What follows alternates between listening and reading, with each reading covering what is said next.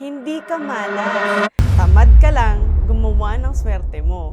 I'm Chef, founder of Chefy's Crystals, and I built this brand para ipakita na hindi kailangang mahal para makuha ang good energy at swerte. Let's be real, lahat gusto ng swerte. Pero hindi lahat gustong kumilos. Ang swerte, hindi hinihintay. Ginagawa yan. So here are 3 easy steps kung paano mo ma-attract ang swerte. Una, work hard. Kahit anong manifest mo, kung hindi ka pa rin gagalaw, walang mangyayari.